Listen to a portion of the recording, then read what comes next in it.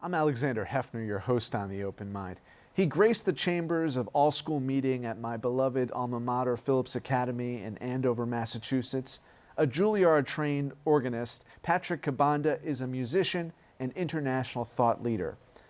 He was a scholar at the Fletcher School, taught at Andover, has consulted for the World Bank, and contributed to the UN Development Project's recent reports on human development. He's now author of his first book, The Creative Wealth of Nations, out by Cambridge University Press, calling our attention to the essential role of imagination, creativity, and the arts to improve our collective economic livelihood. Kabanda brings a unique lens to Adam Smith's classic, The Wealth of Nations, for the new millennium. Without inspiration for imagination, the world is a dead place. Kabanda has presented in a very convincing way the role of creative industry and arts in the broad framework of development discourse. Anybody interested in economic development must read it. It gives a completely new perspective. Those last words from Nobel Peace Prize winning Muhammad Yunus. Patrick, it is a joy to be with you again. Oh, thank you, Alexander. It's great to be here. And I know you've been on tour internationally, Yes. in Europe, in Africa, now here in the US. Yes. What has been your takeaway so far, hearing people's reactions to the book? That a lot of people were like so happy to see that I've written it.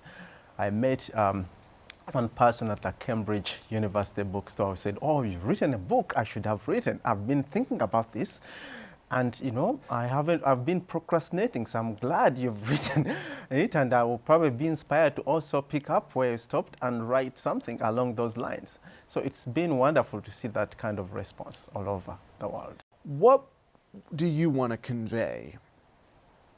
Because the subtitle is a question, as your thesis about the power arts can provide, how the arts can be leveraged to advance economic health. Yes, so given that the subtitle is a question, can the arts advance development?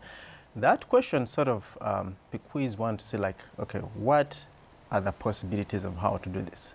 The great economist, Amartya Sen, who also I think is a philosopher, has won the Nobel Prize in economics, who wrote the foreword to that book. He's really the first one economist who inspired me to look at this idea seriously, not just looking at the economic angle, because it's quite there and it's powerful, but also to look at the other non-monetary angle. And that is like the arts can help us build social capital. One example, maybe if you liked organ music so much, you approached me, and then we became friends, and then you invited me to the show, and the show may help my book get noticed. And that's a very powerful example to show how just being friends through music can help us achieve those kinds of objectives or make connections and friends that way. But also, if you look at the area of arts education, as I talk about discuss in the book, education should not just be like you get a job to work at Wall Street, but you should get a job that you can be a more informed citizen, develop patience, learn how to observe, and a discussion of observation comes up quite strongly in that book. Question things which are always being presented as maybe facts or truth when they are really not. And I think those are not generally going to make you make money as such, but maybe they may well, but they are important traits anyone who gets an education should. And arts education is one of the best ways to achieve something like that. It seems like Adam Smith's thesis was never fully resolved in his assertion that the free market could realize the bounty, the beautiful bounty of equality, which was really the notion that free enterprise, economic competition could create a durably equitable society. And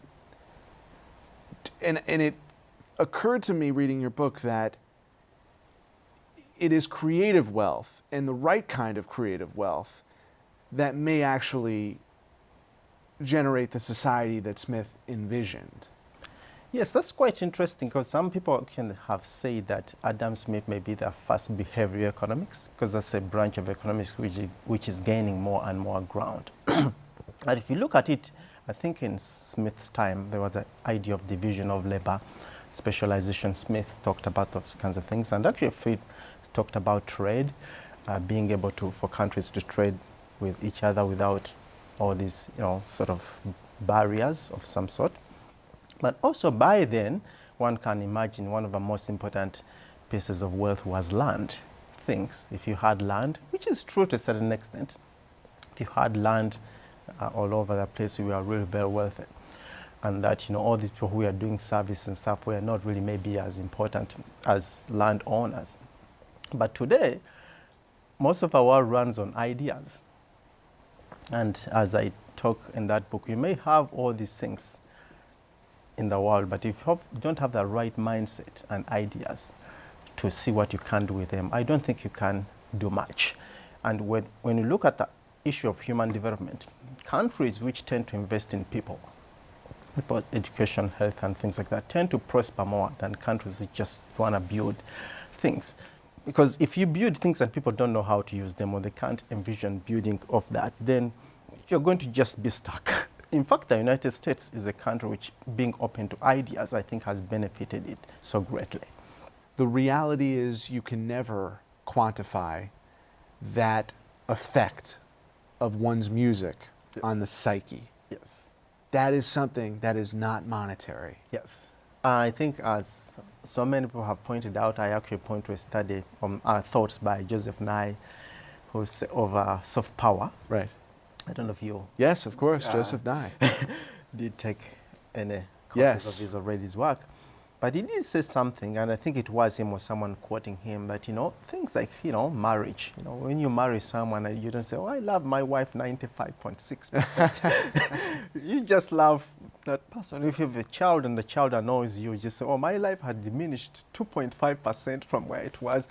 These things are not quantifiable, but yet they are so important in our lives. So some of the most important things we have in our lives cannot be quantified. And I think that's something we should really be appreciative of and try to seek out. Always remember. Psychological, emotional connection Yes. could triumph over anything. Yeah, I will tell you, I was in a discussion recently with a friend, and we were talking about people who have had things, or money or wealth, and it's all vanished. Part of it is lack of planning, but then you have people who have come from nowhere through their talents. And those talents can range from things like knowing how to play soccer very well, knowing how to play an instrument very well, or being a great teacher, or being a great student. And if you look at it, it's to do with the mind. And I think that if you don't have a nice, good framework of how you can sort of plan for yourself or even take risks, those things all require imagination. And I think that creative implies mindfulness. Yes. Yes. There's a creative definition in this country that is not, that is unmindful, Yes. mindless. Yes.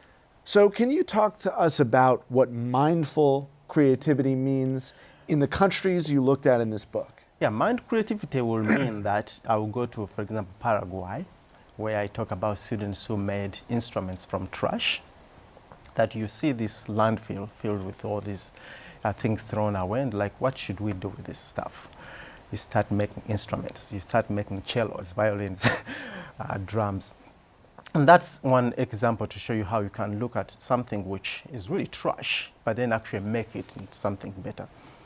And you can go to a place like New York, New Jersey, which has had troubles in itself. I think things have improved. Someone said, let's try to build a performing arts center here. Not just building more malls and financial centers, but why a performing arts center? Because you are likely to draw in kids, you're likely to bring in people to see concerts, you're likely to make connections more possible in a creative way, other than just saying, okay, well, we're going to have a factory which produces this and that, which is also great. I'm not saying we should not have that, but having these things like art centers can be very powerful in drawing in young people and making the community more livable and enjoyable. I don't remember New York because it's near the airport. I remember it because it's near it has the great New Jersey Performing Arts Center. And I think many other people will probably agree with that kind of analysis. A chemical equation where you inject creativity into the society and it produces sustainable growth. Well, there's a friend who has told me to try to go to Colombia. And I mentioned Colombia because I'm a big fan of Antanas Mocos, who was the mayor of Bogota. And what he did, we don't know if we can measure it yet in what economics like to measure. They used to have traffic problems, and I think they still do, where people will be killed in traffic accidents. So what Antanas Mocos did was like, look, why don't we have mimes? Take mimes in streets so people will start making fun of bad drivers. And why don't we put signs on the road where people have been killed? So if someone is driving fast and sees the signs like, someone was actually killed, they are slowed down. So you see, those kinds of things have helped so much. So I think Bogota gets a point. When you look at study, which I think was an article which appeared in the Harvard Gazette or somewhere, or even actually Antanas Mocos himself writing in the New York Times, it's like the traffic accidents dropped. Now, when you look at it economically, suppose I'm a father and I have 5 children and I'm mostly the bread winner, is that the way you put it? If I go and, get hit with a car and I have to go in the hospital, that actually, is a problem, because then I won't be able to feed my family. School fees will be late and medical bills go up. So you can see by just improving a traffic situation, using the arts, not more police officers or military police on the road, but things like the arts can go a long way in actually making a country do very well. But then the United States, the United States is called the United States because it's not one monolithic country. There are many different countries. Personalities. Yes. So go to California. California is really running on the creativity. Look at the movie like Black Panther. So Black Panther has come out and is making how many billions? You may know those figures more than I do, but it's all about people's ideas, and when you look at it, their jobs created. And one of the examples which I thought was great was, I think the Boston Globe reported that people are now going on to buy African attire or things which look like they saw in Black Panther. And that's the way you can use creativity to actually even generate more economic growth. Yes. And if you were to say, based on this book, yes, make an argument to the American citizen that we should spend less on defense and more on artistic design. Was it an American president who said of a military-industrial complex? Right, and that was a general. Teachers are starting to strike here in some places because they are not paid well. Right. There is an American presidential candidate who went and said, oh, teachers don't create jobs. Right. In that, why should we pay them more? Why should we respect them? I think that's misguided. It's not right that, a military, and again, I'm not saying that it's not great to have the best military in the world, but, let's look at how we spend and how other areas which are not well funded, that we should also increase money to funding these areas. So how can we be inspired by their ingenuity? And I think I will go to somebody who I talk about in that book, Steve Jobs.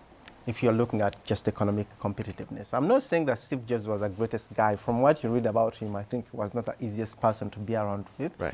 But quite clearly, those of us who are looking at his intersection of humanities now, some people say he was a genius marketer, some people say he was an artist, but there was this thing about him really being very, very passionate about the humanities. And I think he's the one who came up or advocated the concept that technology is not for technology's sake. Through the concepts of design, which I think Steve Jobs was very, very passionate about, which came from the creative sort of thinking, he was not just a great, wonderful software engineer, but how do they work in terms to serve your needs as a human being and getting these creative ideas together. And, I don't know how many people Apple employs, but that's, I think, one of America's greatest sort of companies we have today.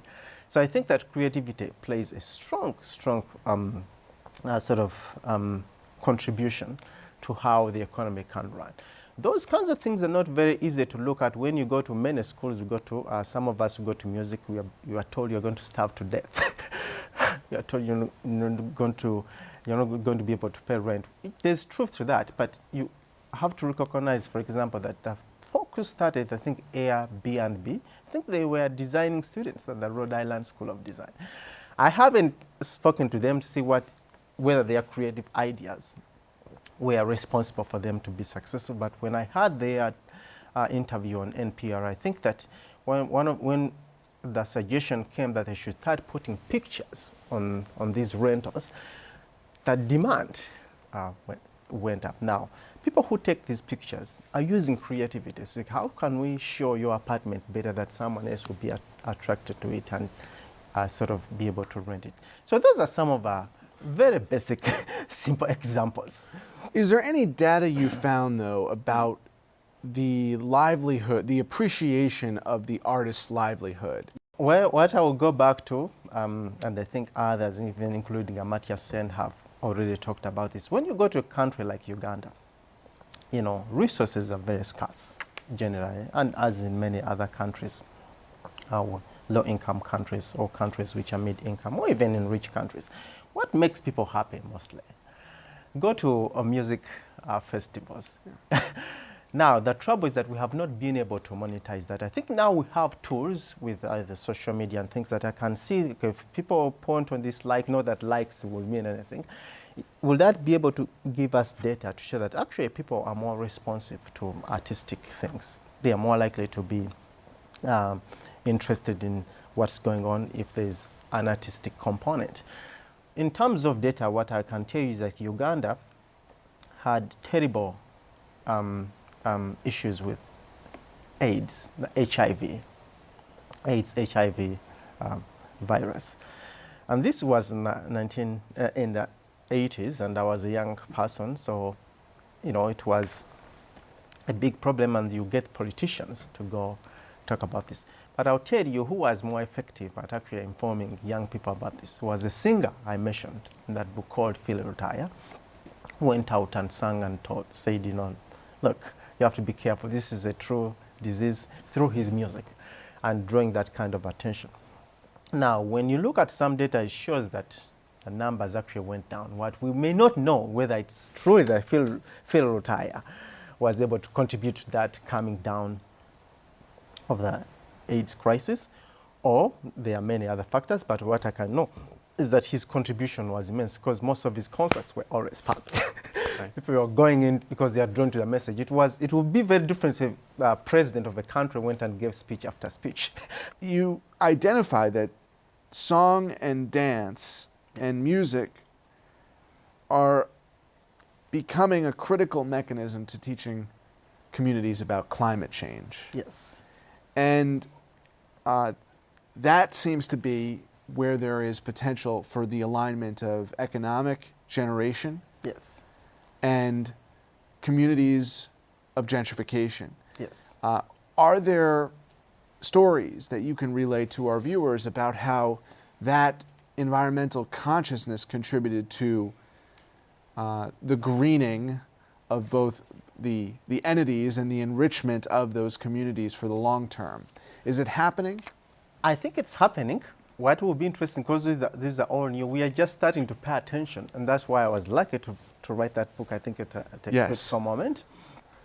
We need to just rigorously start to collecting data, but what I can tell you is that about maybe 6 months or 3 months ago or so, I read an article saying that in island of Zanzibar, or around there, or Madagascar, around there on the coast of East Africa, people are getting plastic bottles. Because even in the United States, you know, the bottles we use to drink water soda end up mostly on the shores of rivers and lakes or water bodies.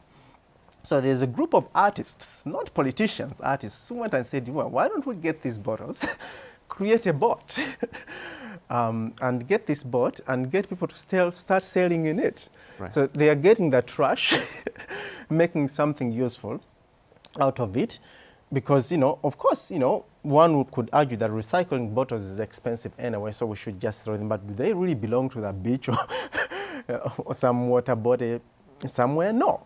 So artists said, look, let's get this and turn it into a kind of something useful, a treasure. And you can go, I think now as a tourist, and go on this boat and, cruise around. So that's one example. But I think when I go back to Paraguay, it shows you that they have a slogan which says the world sends us garbage. The world sends us garbage, we send back music. Landfills, when you look at some places, contribute a lot because they are there. There are chemical reactions going on with these gases are fuming. If it's true that they are able to sort of get this trash and make things like instruments out of them, great. Those are micro examples. But then when you look at it, the concept itself, which I was hoping to draw from the book, maybe we should see that recycling is actually not so bad. So when you get something, how can you see that you recycle it? That it may not be good for the market because in pure economic terms, the more I buy plastic bags, the more it's good for the plastic bag industry. That's not difficult to see. But is it, if I just keep on throwing them and going, they're ending up in the trash or somewhere, on the riverbanks, does that make sense? So, and what can we do to be creative? Some people... Well, you envision creativeria. Creativeria is your fictional country where the arts are valued and endowed with that economic potency. Yes. How can you argue that creativeria is a viable concept and is not a utopian idea? Yeah, so that was inspired by Silent Spring. I'm a big fan of Rachel Carson since we're talking of climate change. Right. Definitely, that book, Silent Spring, really is one of the books which changed my life in a way. I was amazed how she was able to pull it off. And if you've read that book, you see how she got all this data, condensed it, and it's very readable. But she starts out with this imaginary place in the introduction. So I'm like, why don't I get the same kind of imaginary kind of thing? And what I want to get to is the issues I get to later is that, okay, let's fund arts education to get kids to be interested. Maybe they will be the next ones who design a boat which will be made of this trash. Right. A cultural trade index. Yes. Yeah, so they're that tied together. Yeah, so that index may be like, for example, one of the things we're struggling with some of us who are trying to say that let's get the data to prove the things going on. I should make a point though that it's not that if we get the data, people will act. People definitely sometimes want to go with the things they believe in. If you present them, look at what we have in the United States. Yes. We have all the information, but people are still. So, but at the same time, there's an argument that let's try to start collecting and use it where we can. You talked of, I think, schools. Maybe at Andover, it would be a useful thing for people to teach about. The Culture Trade Index may tell us, okay, which country in the world actually does recycle more and export recycled materials, which have been basically trash, but they are exporting them to be put into creative things, maybe used for frames in car designs. We can look at that. We can look at the Culture Trade Index, because if you design something, let's assume you are an architect, and you go and design the most climate-friendly building, and you are an American who travels around the world. That's a service export. Which country has more of those kinds of designers? Can we come to that? And then the other thing we can look at, okay, which country in the world actually has stronger intellectual property protections that people who are exporting their creative output end up being more... And those countries are able to preserve the talents of such artists. Yeah, so basically that index would be that. It can be also purely instrumental, like, okay, well, I noticed that the United States sells more movies to Africa. How many movies does Nollywood sell to the United States? We can tell that. Okay, when we look at production now, we know that I think Hollywood is number one, followed by Bollywood, which I talk about, and Nollywood. So we have that in terms of production. When we try to correlate it with GDP and population, maybe it will be different because America's GDP is in the trillions, Nigeria is not. Then when we start to compare and contrast dividing, then you maybe Nigeria will be on top. So that index will probably is just a technical tool to get us to get there. Patrick, you are a national and international treasure. Do you have anything more to add other than this joyous occasion of us being back together? Oh, I just want to thank you so much for giving me an opportunity to be here, and thank your audience for being interested in this topic. And Creativeria. Is Yes, yeah, we'll all, maybe around the yeah, corner we'll at all least? get honorary citizenship in creative area. Yeah. And the other thing is that it would be great to continue funding arts education, recognizing artists, if those who are not the Michael Jackson of the world, And the Max Myers of the world, too, right? Yes, exactly. Yeah. And also things like making sure that we appreciate, be on the lookout of how the arts enrich our lives daily without even noticing. And lastly and finally, Yes. there's always a great question which comes out, oh, show us how the arts can contribute to ABCDE. But I think there's also a great way to be like, okay, well, how can we find out those things which can't measure, how the arts enrich us? As I said in the book, if people do that, I'll tap dance even if my feet may itch. I think it will be great. Absolutely. Thank you, Patrick. Thank you so much. Yes. And thanks to you in the audience. I hope you join us again next time for a thoughtful excursion into the world of ideas. Until then, keep an open mind. Please visit the Open Mind website at 13.org/openmind to view this program online or to access over 1,500 other interviews. And do check us out on Twitter and Facebook at Open Mind TV for updates on future programming.